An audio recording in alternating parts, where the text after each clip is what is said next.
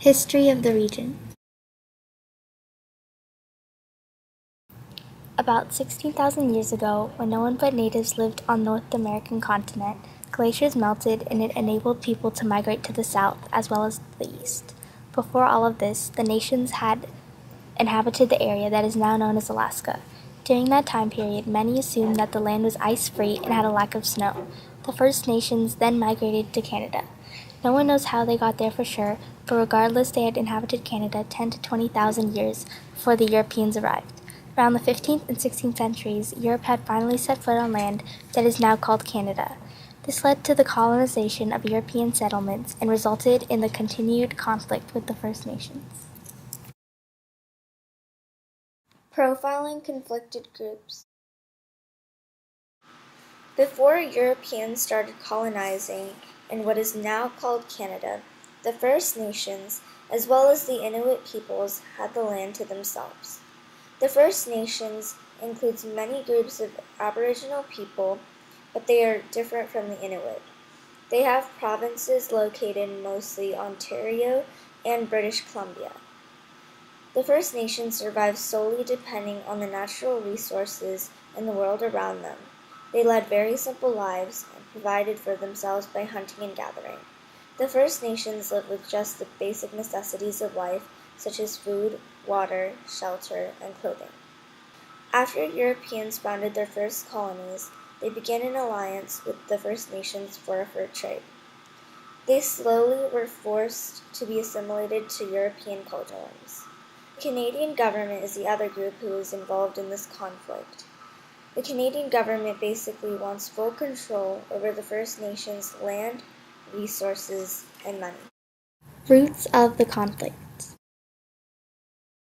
To find the root of conflict between Canada and First Nations, we must venture back into history to find the time when the British in Canada first expressed desire to control the Indian tribes residing in Canada. Around the time 1820, the British occupying Canada believed it was their duty to bring Christianity and agriculture to the tribes of the First Nations. They were encouraged to abandon their own lifestyles and to adopt more agricultural and sedentary ways of life. As a result, the tribes assimilated to fit into their society that was largely British, Christian, and agrarian. Also, another root of conflict occurred in 1839 when the Crown Lands Preservation Act. This allowed the government to become guardians of all Crown lands and Indian reserve lands. These roots of conflict ultimately factored into much of the First Nations' anger toward the Canadian government and resulted into the many conflicts that occurred later in history.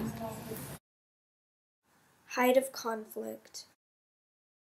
The height of conflict between Canada and the First Nations began to develop in 1876 when the government issued the Indian Act. This basically gave the Canadian government the right to determine who was an Indian and who was not. In addition, Indians no longer had sole control over their land, resources, and money. Around this time, the Canadian government claimed that it was their responsibility to care for and act as guardians to the First Nations. This angered the Indigenous residents of Canada because they felt their rights and freedoms had been taken away.